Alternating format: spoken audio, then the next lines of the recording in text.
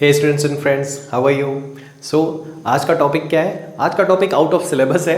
Basically ये एक proof है, गॉस लॉ का जनरल प्रूफ है, जिसमें हमने क्या किया है एनसीईआरटी वाले प्रूफ में कि एक पॉइंट चार्ज को स्फीयर के सेंटर पे लेके हमने प्रूफ कर दिया गॉस लॉ को। इसमें क्या करेंगे हम लोग, कुछ चार्जेस इनसाइड भी लेंगे, कुछ चार्जेस आउटसाइड भी लेंगे, और कोई सिमेट्रिक केस नहीं होगा, कैसे भी अनइवन सरफेस लेंगे हम लोग और ये प्रूफ करेंगे that the net flux is Q enclose upon epsilon not. इसी में आपको इस क्वेश्चन का भी आंसर मिलेगा दैट हम ये बोलते हैं कि ये चार्ज बाहर रखा हुआ है तो जितना फ्लक्स एंटर करेगा उतना ही एग्जिट होगा, बट यहाँ फील्ड अलग है, एरिया अलग है, यहाँ भी फील्ड अलग है, एरिया अलग है। तो ये कैसे प्रूफ होगा that net entering flux equal to net exit flux. So ये प्रूफ देखने के बाद ये एग्जैक्टली हम क्लियर कर सकते हैं इसको कि जितना एंटर हो रहा है उतना ही एग्जिट होगा। बट ये प्रूफ जानने से पहले हमको थोड़ा आइडिया होना चाहिए सॉलिड एंगल का। तो ये सॉलिड एंगल क्या होता है पहले वो देखते हैं हम। सो बेसिकली जब आप गॉस लॉ इसको जनरलाइज प्रूफ करोगे, आप बोलोगे सॉलिड एंगल की जरूरत क्या है। जैसे ही आप प्रूफ करोगे आपको ये एक इंटीग्रल मिलेगा that ds cos theta upon R square for close surface, it is 4 pi for internal point and this is 0 for external point. किसी भी इंटरनल पॉइंट के लिए 4 पाई होता है और किसी भी एक्सटर्नल पॉइंट के लिए ये इंटीग्रल किसी भी क्लोज सरफेस के लिए क्या होता है, 0 होता है। इसको प्रूफ करने के लिए बस अपने को सॉलिड एंगल समझना पड़ेगा। बहुत सिंपल तरीके से मैं समझा रहा हूं, आप इसको देखते जाना। तो सबसे पहले हम लोग देखते हैं प्लेन एंगल कैसे हमने डिफाइन किया था, फिर वहीं से हम देखेंगे सॉलिड एंगल कैसे डिफाइन होता है। So in this section will write plane angle and here solid angle. Plane angle कैसे डिफाइन होता है? सपोज ये दो पॉइंट्स हैं, इस पॉइंट P पे इनकी जो लाइन ज्वाइनिंग है वो कितना एंगल सबटेंड कर रही है। इसके लिए पहले हम लोग देखेंगे जब ये पॉइंट इक्वी डिस्टेंट होंगे तो क्या होगा। ये पॉइंट अगर इक्वी डिस्टेंट होंगे तो आप इनको अज्यूम कर सकते हो ऑन एनी सर्कल। उस केस में ये आर्क लेंथ होगी और ये r होगा and this plane angle is defined as arc upon radius. Very simple, ये आप सबको पता है, angle is arc upon radius. Solid angle कैसे डिफाइन होता है? पहली बात तो ये सॉलिड एंगल होता क्या है, तो आप इमेजिन कर सकते हो ये आइसक्रीम का एक कोन है ना, कोन वाली जो आइसक्रीम है उसका ये जो एंगल बनता है, ठीक है, या हॉलो सॉफ्टी एज्यूम कर सकते हो जिसमें अभी फिल नहीं किया गया है, तो ये जो एंगल बनता है इसको आप बोलते हो सॉलिड एंगल, ठीक है। या किसी रूम के कॉर्नर पे जो एक एंगल बनता है, एक्स वाई जेड तीनों एक्सिस होती है वहां पे, जिसको आप एक प्लेन में रिप्रेजेंट नहीं कर पाते हो, उसको आप क्या बोलते हो, सॉलिड एंगल बोलते हो। इसको कैसे मेजर करेंगे? यहां भी आप ऐसे ही करते हो, बट इन पॉइंट्स की जगह पे, इस आर्क की जगह पे यहां आप लेते हो एक surface. So this is the surface. यहां एक कोई कर्व्ड सरफेस बनेगी, ठीक है, और ये होगा r। ये जो सरफेस है इसका जो एरिया होगा आप देखोगे तो ये ऐसा एक सरफेस बनेगा। बेसिकली आपने अगर ऐसा ज्वाइन किया है, सो हम बात कर रहे हैं इस एरिया की, ये वाला जो एरिया है, नॉट दिस एरिया, फ्लैट वाला नहीं। तो अगर आप लिखोगे this area shaded area upon radius का square, so that will be the solid angle del omega. Del omega से इसको रिप्रेजेंट करते हैं हम लोग। So here arc upon radius, area upon R square, metre metre metre square both are dimensionless, दोनों dimensionless है। इसकी यूनिट है रेडियन, इसकी यूनिट है स्टेरेडियन। नाउ ये तो हो गया कि ये डेल ओमेगा कितना बनता है। अब यही से बात आएगी, यहां तो हमने लिख दिया, सपोज करो आर्क अपॉन रेडियस। अगर ये बहुत स्मॉल ले लिया हमने, आर्क लेंथ को बहुत स्मॉल ले लिया, तो क्या हम इसको फ्लैट सरफेस के लिए और इसको स्ट्रेट लाइन के लिए डिफाइन कर पाएंगे? बिल्कुल कर पाएंगे, अगर आपको पता है ये एंगल बहुत स्मॉल अगर हो जाता है, ठीक है। जैसे ये दो पॉइंट्स हैं, if this angle is very small तो ये जो लेंथ आती है डेल एल और ये आर्क लेंथ अप्रॉक्सीमेटली इक्वल हो जाएगा। आर्क लेंथ और कॉर्ड की लेंथ अप्रॉक्सीमेटली इक्वल होगी। In that case this will be del L upon R. आप डेल थीटा भी लिख सकते हो, del L upon R. Similarly अगर ये एंगल स्मॉल है तो यहां होगा this del S upon R square, small area upon R का स्क्वायर।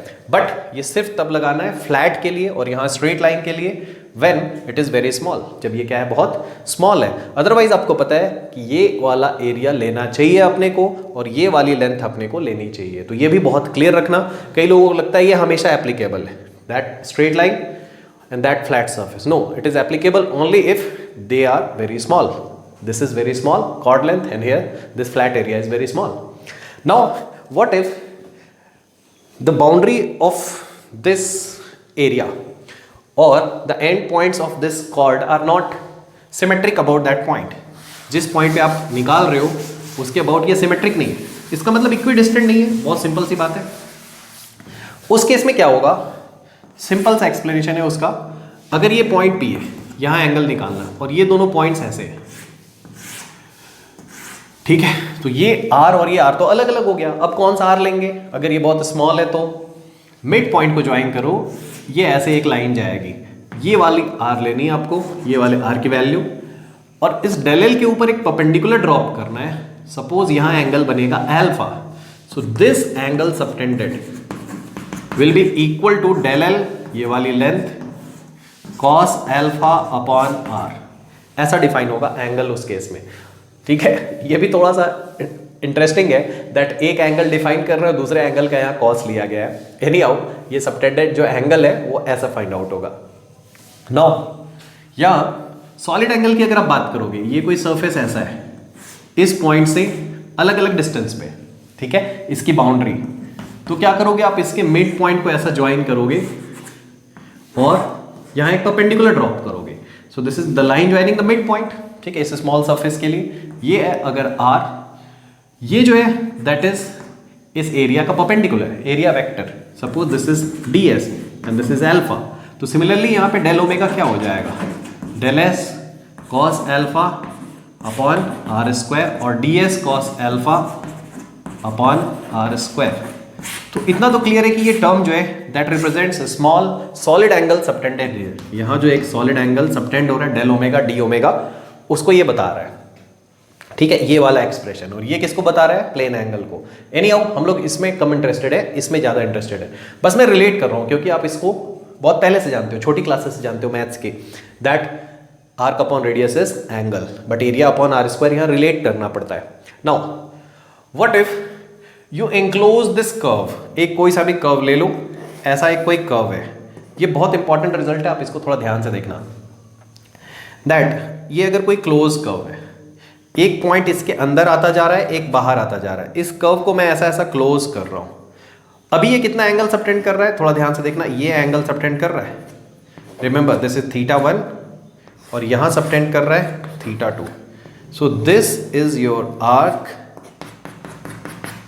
यहां एंगल θ1 सबटेंड हो रहा है, इधर वाला नहीं हो रहा है। जब ये आर्क छोटा था, ये आर्क इतना होगा, this would be the angle. इस आर्क को मैं बड़ा कर रहा हूं, इधर वाला एंगल बनता जा रहा है। इस आर्क को जब आप क्लोज कर दोगे ऐसा, तो इधर वाला एंगल इंक्रीज होके पूरा हो जाएगा कितना, 2 पाई।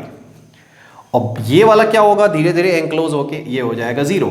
ये दोनों पॉइंट्स आपस में मैच कर जाएंगे। रिमेंबर इसको आपने ऐसा मैच कर दिया, ये धीरे धीरे क्लोज होके 0 हो गया, ये धीरे धीरे एक्सपैंड करके पूरा 2 पाई हो गया। सो इसका मतलब any close curve subtends angle 2 pi for internal point and 0 for external point. इसका मतलब अगर आप ये इंटीग्रल लिखते हो dl cos alpha upon r, so that value is 2 pi for any internal point और एट एनी इंटरनल पॉइंट, और 0 जो आएगा एट एनी एक्सटर्नल पॉइंट। वैसे ही अगर हम लोग यहाँ की बात करते हैं तो ये अगर ये क्लोज कर्व की जगह क्लोज सरफेस होगी, एक सरफेस पूरी क्लोज हो गई, सपोज एक स्फीयर का ये पूरा का पूरा सरफेस क्लोज हो गया, इंटरनल पॉइंट पे ये कितना एंगल बनाएगा, तो आप लिखोगे integration ds cos alpha upon R square, ये पूरा सॉलिड एंगल, और वो पूरा सॉलिड एंगल होता है 4 पाई। आप बोलोगे कैसे होता है, अभी तुरंत बता रहा हूँ, फॉर एनी इंटरनल पॉइंट और बाहर हो जाएगा 0 फॉर एनी एक्सटर्नल पॉइंट। तो ये तो सबको समझ में आ जाता है, ये 0 होगा। वो एग्जैक्टली 4 पाई कैसे है, बहुत सिंपल सा है। अगर आप स्फीयर के लिए निकालोगे इसको, अगर आप स्फीयर के लिए कैलकुलेट करोगे तो यहां पे क्या आएगा, total surface area upon R square, हर जगह पे एंगल 0 बन जाएगा। ds का वेक्टर है ना, ये ds वेक्टर का जो परपेंडिकुलर है और ये लाइन ज्वाइनिंग द रेडियस, ये एंगल बन जाएगा 0। So what is del S upon R square, area is 4 pi R square divided by R square, so 4 pi. तो एक 3D का टोटल एंगल होता है 4 पाई। कई लोगों को ये लर्न होता है बट पता नहीं होता है कि आया कहाँ से, यहाँ से आप देख सकते हो, because that is area upon R square. तो उतना ही एंगल यहाँ भी बनेगा, कैसे भी कर्व सरफेस रखोगे तो भी वो पूरा एंगल कवर करेगा 4 पाई। नाउ एक्सटर्नल पॉइंट पे कितना होगा ये 0। सो आगे जो प्रूफ है गॉस लॉ का जनरल प्रूफ, उसके लिए बस ये रिजल्ट इंपॉर्टेंट है। इस रिजल्ट के लिए तब से मैं ये रिलेट करा रहा था आपको, ताकि ये समझ में आ जाए ये आता कहाँ से है।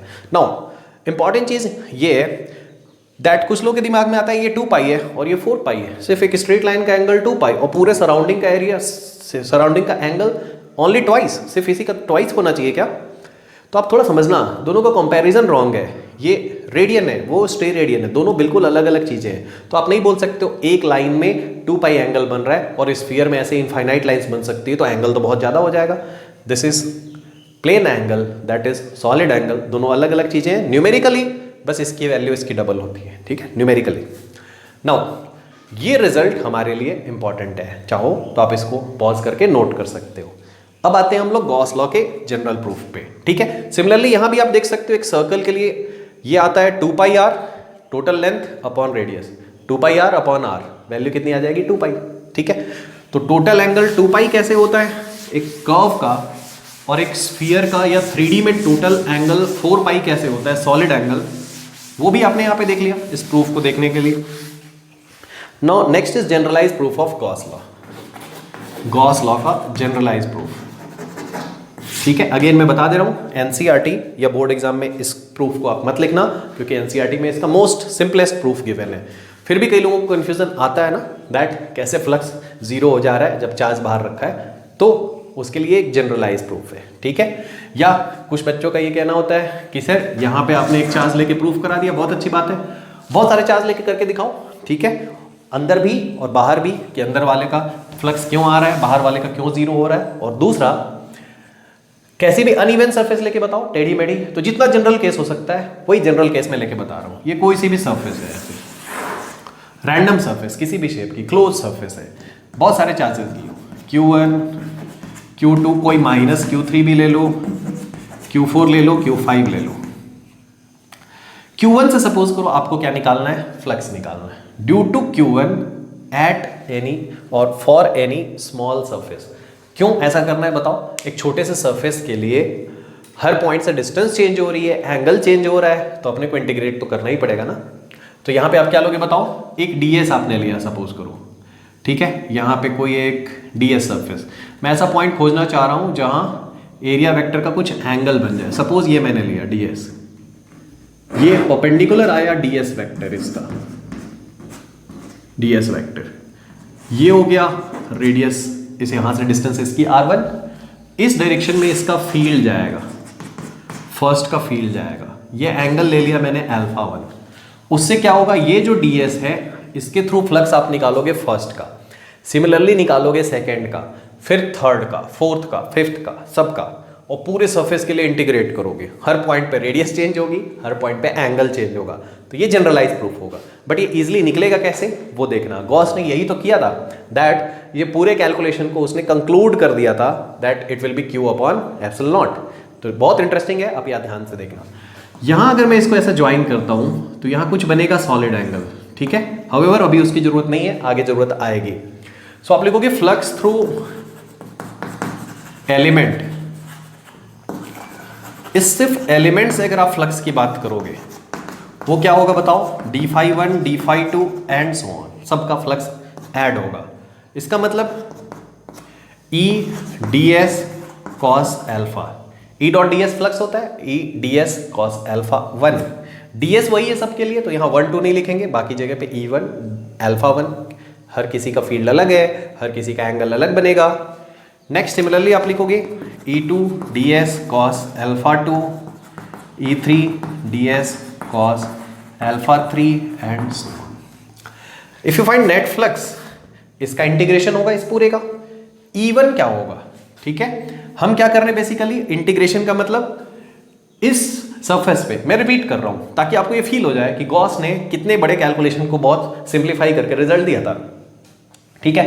तो क्या करोगे आपने, यहां पे एक ds ले लिया, ठीक है, इसका फ्लक्स निकाला, इसका फ्लक्स निकाला, इसका फ्लक्स निकाला, सबका फ्लक्स निकाला एक एलिमेंटल एरिया से, ठीक है। तो इतना मेहनत किया सारे चार्जेस के लिए, फिर उसको यहां रखा, यहां रखा, यहां रखा, हर जगह पे पूरे क्लोज सरफेस पे घुमाया उस सरफेस को। इंटीग्रेशन का मतलब है add all such flux through all such area. E1 की वैल्यू क्या होगी, KQ अपॉन R स्क्वायर, कि Q1 अपॉन R1 स्क्वायर, यहाँ मैं लिख देता हूँ ds cos अल्फा 1, ये बस लिखा है हमने, e की जगह रख दिया 1 upon 4 pi epsilon not Q upon R square. Similarly 1 upon 4 pi epsilon not Q2 upon R2 square ds cos alpha 2 and so on. ऐसे कितने चार्जेस के लिए? टोटल 5 चार्जेस के लिए, सब के लिए टर्म आएगा। इसके बाद क्या होने वाला है? बहुत ही सिंपल सा स्टेप है आगे। पहले एक स्टेप और लिखते हैं। यहां से अगर आप कॉमन लोगे, क्या इंटरेस्टिंग ये है कि कॉमन क्या आएगा इंटीग्रेशन में, वाइल इंटीग्रेशन, जब आप ये छोटे छोटे एलिमेंट ऐड कर रहे हो तो ये तो हर मोमेंट पे चेंज हो रहा है, ds की वैल्यू, अल्फा भी चेंज हो रहा है, चार्ज चेंज नहीं हो रहा है, चार्ज तो वही है। इसके लिए जब निकाल रहे हैं एक चार्ज के लिए, तो यहां से आप Q1 upon 4 pi epsilon not common लोगे, यहां आएगा integration ds cos alpha 1 upon R1 square. Next वाले स्टेप में आप क्या लिखोगे? Q2 upon 4 pi epsilon not integration ds cos alpha 2 upon R2 square, so and so on. So if you look carefully, ये जो टर्म्स बच रहे हैं बेसिकली वो क्या है? ये सब सॉलिड एंगल्स हैं, जो थोड़ी देर पहले हमने जिसके लिए लिखा था कि इसकी जो वैल्यू होगी that will B 4 pi for internal point and 0 for external points. ठीक है, तो अभी हमने जो इंटरनल पॉइंट्स लिखे थे उस डायग्राम में वो थे Q1, Q2 and minus Q3, ये थे अंदर, ये दोनों थे बाहर। इन सब के लिए ये जो होगा इसकी वैल्यू कितनी आएगी? 4 पाई Q1, Q2, Q3 के लिए, और इसके लिए कितना होगा? 0। तो क्या कैलकुलेशन आता है बताओ? Q1 upon 4 pi epsilon not, this is 4 pi, Q2 upon 4 pi epsilon not into 4 pi. तो ऐसा आप समझ सकते हो, क्योंकि इसको पूरा एक्सप्लेन करने की जरूरत नहीं है, that this become 4 pi for internal point and this become 0 for external point. बाकी दोनों के लिए ये 0 हो जाएगा, मतलब Q4 upon 4 pi epsilon not लिखोगे वो 0 होगा, Q5 के लिए भी ऐसे ही हो जाएगा। ठीक है, बिकॉज ये NCERT बोर्ड में तो आपको लिखना नहीं है ये प्रूफ। ठीक है, तो आप समझ सकते हो this value is 4 pi for internal point and 0 for external point. So ultimately क्या आया? अल्टीमेटली यहां से जो वैल्यू आती है फाई की, वो आती है 4 पाई को कैंसिल कर दो, तो Q1 upon epsilon not, Q2 upon epsilon not minus Q3 upon epsilon not which is Q enclose upon epsilon not. So this is the proof. और यहां से आपको बहुत क्लियरली समझ में आएगा कि क्यों बाहर वाला चार्ज कंट्रीब्यूट नहीं करता है। क्यों नहीं करता है? बिकॉज जब आप उसका फ्लक्स निकालोगे तो अल्टीमेटली इंटीग्रेट होने के बाद भी क्या आने वाला है? 0 ही आने वाला है। ठीक है, तो कुछ लोगों का ये जो डाउट होता है कि ये चार्ज है, इधर वाली सरफेस तो पास है, उधर वाली सरफेस तो दूर है, उधर फील्ड कम है, यहाँ फील्ड ज़्यादा है। ठीक है, और हर जगह पे एंगल की भी वैल्यू चेंज हो रही है, तो ultimately entering flux equal to exit flux कैसे आता है? तो ये पूरा यहाँ से क्लियर होगा आपको। तो ये था बच्चों गॉस लॉ का जनरल प्रूफ। कुछ चार्जेस इनसाइड भी, कुछ चार्जेस आउटसाइड भी, और सरफेस भी अनइवन है तो। ठीक है, नाउ क्वेश्चन करने में इसका कहीं यूज है? बिल्कुल नहीं है, ये सिर्फ एक प्रूफ है। हाँ, बट यहाँ हमने जो डिफाइन किया सॉलिड एंगल को, integration ds cos alpha upon r square, इसका यूज जरूर है क्वेश्चंस करने में। तो उसके लिए हम सेपरेट वीडियो बनाएंगे, because this video was completely out of syllabus of NCERT। ये सिर्फ आपके इंटरेस्ट के लिए था, जिनके अंदर ज़्यादा इंटरेस्ट था कि ये क्यों होता है, उनके लिए मैंने ये वीडियो बना दिया। ठीक है, सो मिलते हैं नेक्स्ट वीडियो में। Thank you very much.